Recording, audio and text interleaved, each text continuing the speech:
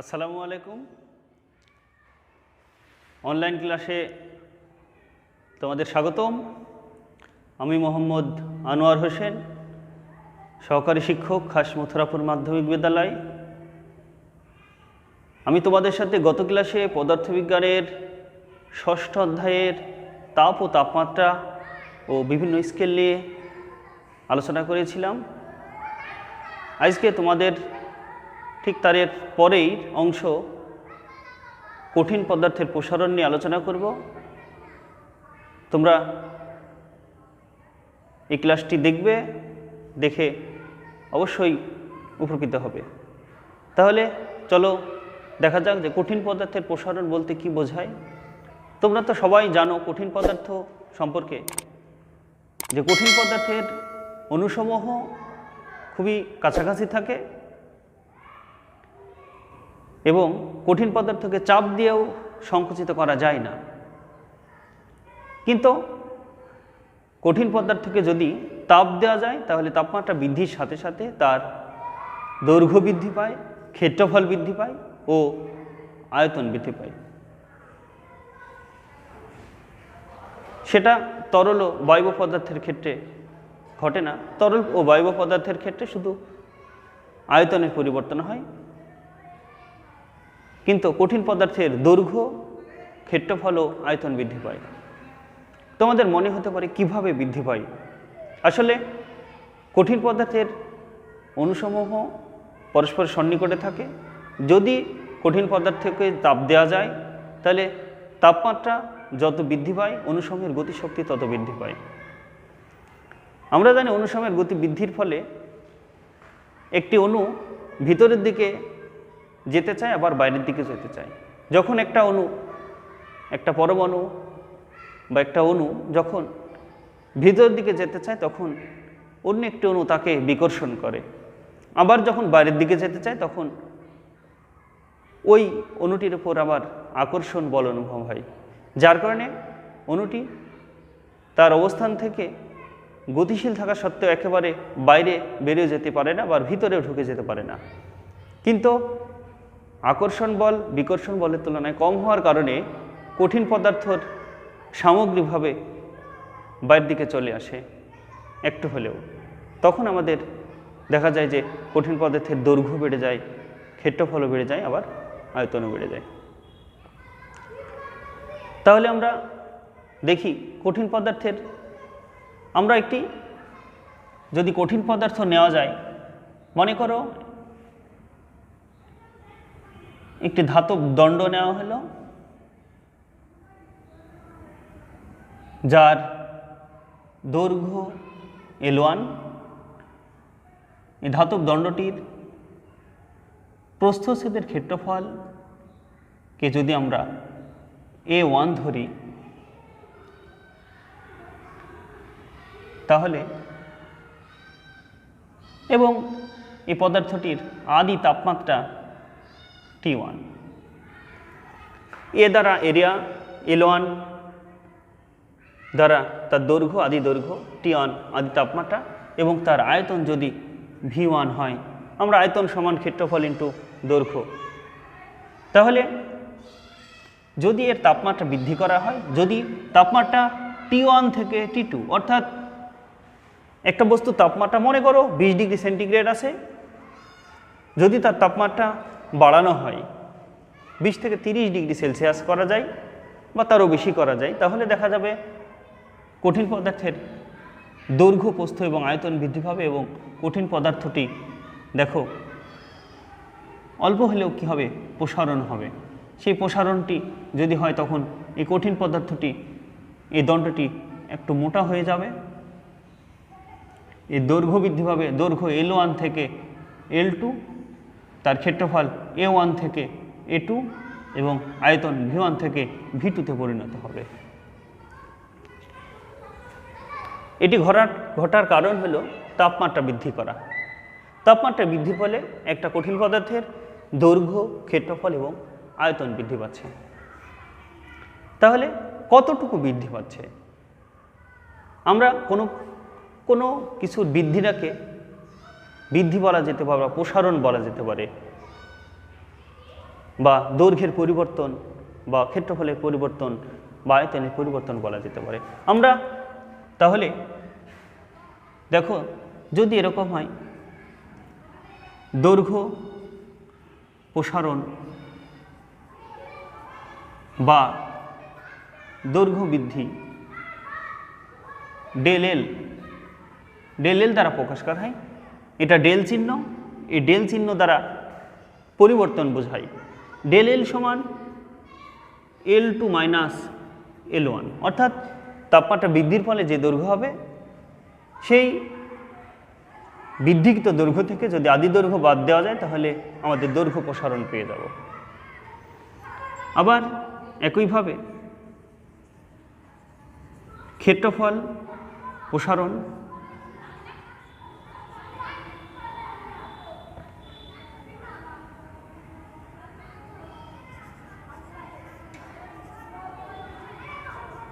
বা ক্ষেত্রফল বৃদ্ধি ডেল এ সমান A2 মাইনাস A1। অনুরূপভাবে আয়তন বৃদ্ধি, আয়তন প্রসারণ বা আয়তন বৃদ্ধি ডেল ভি সমান V2 মাইনাস V1। তাহলে শিক্ষার্থী বন্ধুরা, আমরা দৈর্ঘ্য প্রসারণ পেলাম, ক্ষেত্রফল প্রসারণ, আয়তন প্রসারণ।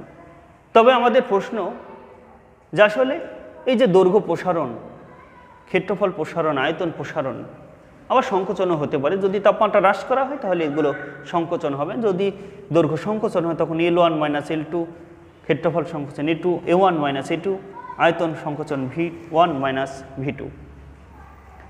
তাহলে তোমাদের মনে প্রশ্ন জাগতে পারে বা জাগবে যে দৈর্ঘ্য প্রসারণ আসলে কার কার উপর নির্ভর করে।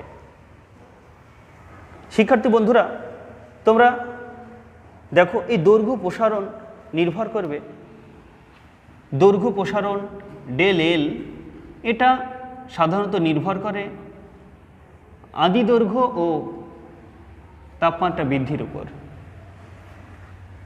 তোমাদের ডেল টি অর্থাৎ তাপমাত্রা বৃদ্ধি বা তাপমাত্রার পার্থক্যকে ডেল টি দ্বারা প্রকাশ করা হয়। ডেল টি সমান T2 মাইনাস T1। তাহলে শিক্ষার্থী বন্ধুরা দেখো যে দৈর্ঘ্য প্রসারণ, কোনো পদার্থের দৈর্ঘ্য প্রসারণ নির্ভর করছে তার আদি দৈর্ঘ্য এবং তাপমাত্রা বৃদ্ধির উপর। যদি আদি দৈর্ঘ্য প্রথম থেকে বেশি হয়, একই তাপমাত্রা বৃদ্ধির ফলেও তার দৈর্ঘ্য প্রসারণ বেশি হবে। 1 মিটার দৈর্ঘ্যের কোনো কঠিন পদার্থের তাপমাত্রা যদি 10 ডিগ্রি বাড়ানো হয়, আবার 2 মিটার দৈর্ঘ্যের কঠিন পদার্থের তাপমাত্রা 20 ডিগ্রি বাড়ানো হয়, তাহলে দেখা যাবে যার আদি দৈর্ঘ্য বেশি ছিল তার দৈর্ঘ্য প্রসারণও বেশি হবে। তাই আমরা লিখেছি ডেল এল সমানুপাতিক L1 ডেল টি। দেখো এখানে আমরা বলেছি, আমরা সাধারণত জানি যে সমানুপাতিক বলতে বোঝায় যে ডেল এল ও L1 ডেল টি এর অনুপাত সর্বদা সমান। আর যখন কতগুলো রাশির অনুপাত সমান হয় তখন তাদের একটা ধ্রুব সংখ্যা থাকে, সেই ধ্রুব সংখ্যাকে আমরা আলফা দ্বারা প্রকাশ করা হবে। এটা হলো, এই আলফা হলো একটা ধ্রুব সংখ্যা। কোনো নির্দিষ্ট পদার্থের ক্ষেত্রে আলফার মান নির্দিষ্ট হয়। লোহার ক্ষেত্রে আলাদা, তামার ক্ষেত্রে আলাদা, পিতলের ক্ষেত্রে আলাদা, সোনার ক্ষেত্রে আলাদা, ভিন্ন ভিন্ন পদার্থের দৈর্ঘ্য প্রসারণ সহগ ভিন্ন ভিন্ন। আর এই দৈর্ঘ্য প্রসারণ সহগ একটা ধ্রুব সংখ্যা। তাহলে ডেল এল সমান, আমরা যেহেতু জানি দুইটা ডেল এল ও L1 ডেল টি এর অনুপাত একটা ধ্রুব সংখ্যা, সেই ধ্রুব সংখ্যাকে আমরা আলফা দ্বারা প্রকাশ করেছি। দেখো তাহলে এটা কি, এটাকে আমরা কি বলবো? আলফা। তোমরা এটাকে আলফা দ্বারা বলা হয়। আলফা দ্বারা দৈর্ঘ্য প্রসারণ সহগ বলা হয়।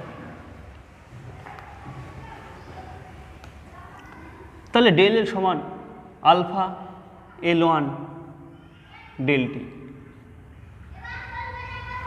তাহলে এখান থেকে আমরা আলফা সমান জানি, লিখতে পারি del L by L1 del T, বা লেখা যায় আলফা সমান L2 minus L1 into T2 minus T1। তাহলে আমরা দৈর্ঘ্য প্রসারণ সহগ পেয়ে যাব। তবে দৈর্ঘ্য প্রসারণ সহগের যদি সংজ্ঞায়িত করা যায় তাহলে দেখা যাবে যদি আমরা L1 সমান 1 মিটার নিই এবং ডেলটি অর্থাৎ তাপমাত্রার পার্থক্য যদি 1 কেলভিন নিই তাহলে আলফা সমান ডেল এল পাবো আমরা। অর্থাৎ বলা যায় যে 1 মিটার দৈর্ঘ্যের কোনো কঠিন পদার্থের তাপমাত্রা যদি 1 কেলভিন বৃদ্ধি করা হয়, 1 মিটার দৈর্ঘ্যের কোনো কঠিন পদার্থের তাপমাত্রা যদি 1 কেলভিন বৃদ্ধি করা হয় তাহলে দৈর্ঘ্য যতটুকু বৃদ্ধি পাবে বা দৈর্ঘ্য যতটুকু প্রসারিত হবে সেটাকে আমরা দৈর্ঘ্য প্রসারণ সহগ বলবো। তবে এটা নির্দিষ্ট পদার্থের ক্ষেত্রে নির্দিষ্ট।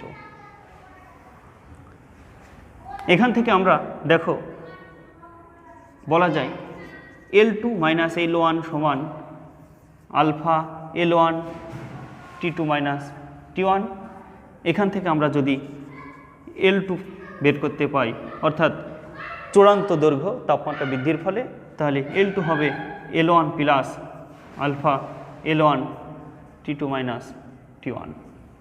আমরা তাহলে চূড়ান্ত দৈর্ঘ্য পেয়ে যাব।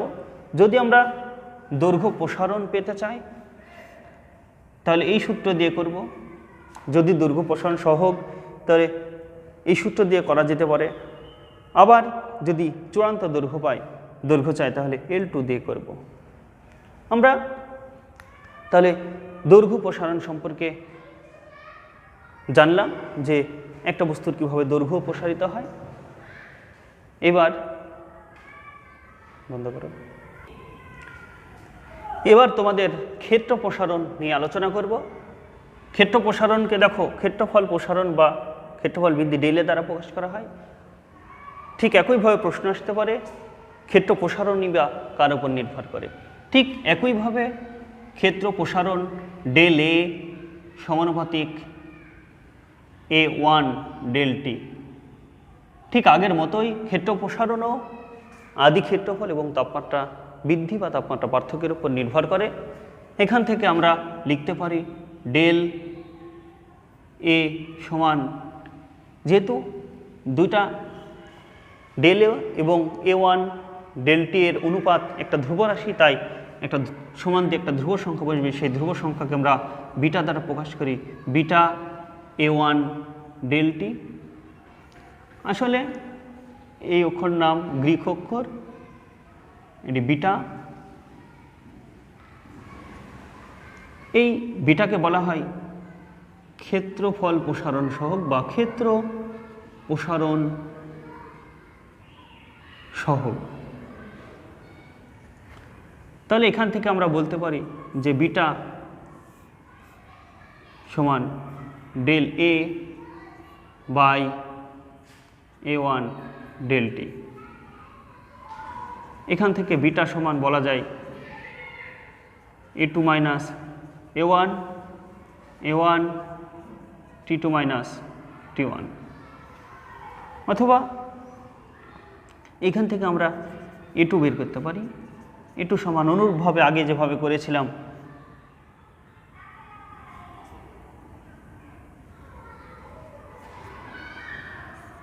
Beta A1 T2 minus T1 বা A2 সমান A1 plus beta A1 T2 minus T1।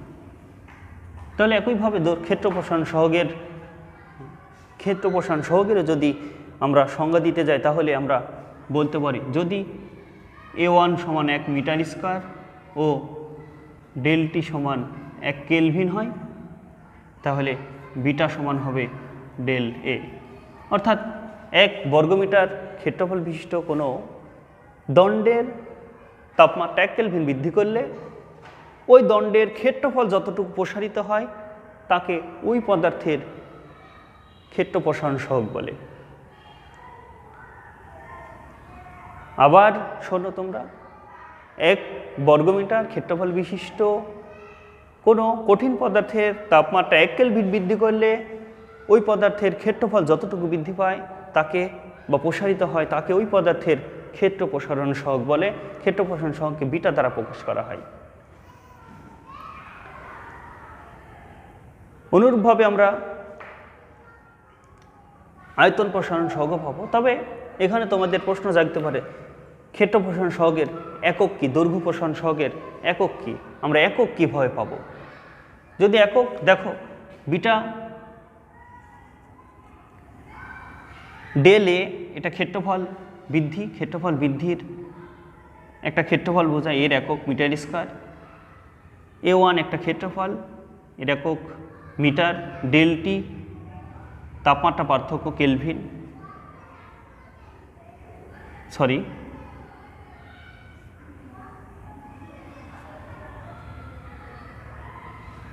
ক্ষেত্রফলের একক মিটার স্কয়ার। এই মিটার স্কয়ার কেটে গেলে আমরা পাই পার কেলভিন। অর্থাৎ দৈর্ঘ্য প্রসারণ বলো, ক্ষেত্র প্রসারণ বলো, আয়তন প্রসারণ বলো, প্রত্যেকটা সহগ এর একক পার কেলভিন, কেলভিন ইনভার্স 1।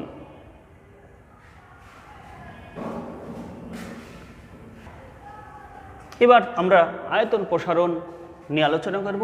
ঠিক একইভাবে আয়তন প্রসারণও নির্ভর করে ডেল ভি সমানুপাতিক V1 ডেল টি।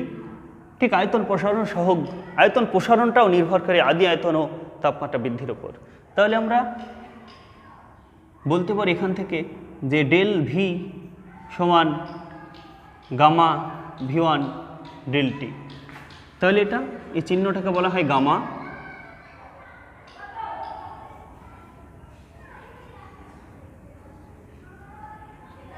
এটা আয়তন প্রসারণ সহগ।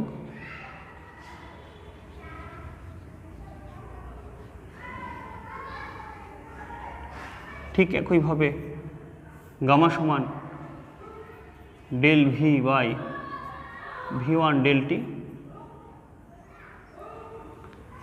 বা গামা সমান V2 minus V1 T2 minus T1। এখান থেকে আমরা V2 মাইনাস V1 সমান gamma V1 T2 minus T1। অতএব চূড়ান্ত আয়তন আমরা যদি বের করি V1 plus gamma V1 T2 minus T1।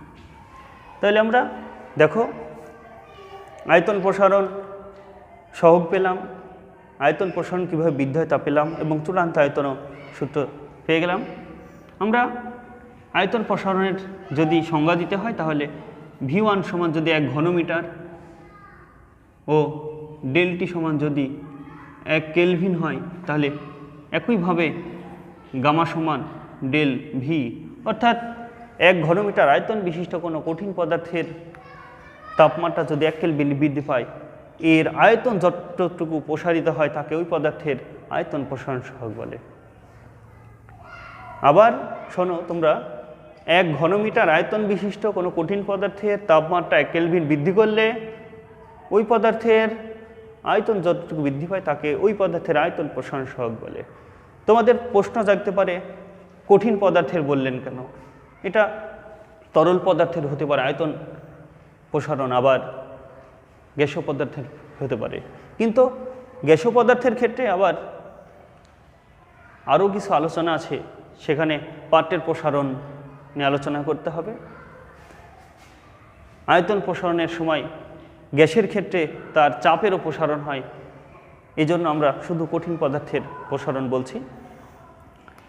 ঠিক একইভাবে যদি আয়তন প্রসারণেরও যদি আমরা একক নির্ণয় করি, তাহলে ডেল ভি অর্থাৎ ঘনমিটার, ডেল ভি এর একক ঘনমিটার, আদি আয়তনের একক ঘনমিটার, তাপমাত্রা বৃদ্ধি কেলভিন, কাটাকাটি হয়ে যায় পার কেলভিন। অর্থাৎ তোমরা দৈর্ঘ্য প্রসারণ সহগ, ক্ষেত্র প্রসারণ সহগ, আয়তন প্রসারণ সহগ প্রত্যেকটা রাশির এককই কেলভিন ইনভার্স 1।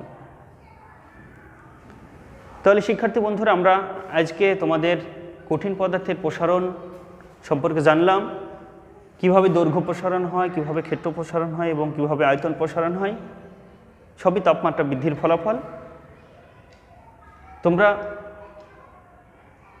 এইগুলো নিয়ে প্র্যাকটিস করবে, প্র্যাকটিস করে এই সম্পর্কিত যে গাণিতিক বিষয়গুলো আছে সেগুলো তোমরা আলোচনা শুনে চেষ্টা করবে। এবং আমি তোমাদের নেক্সট ক্লাসে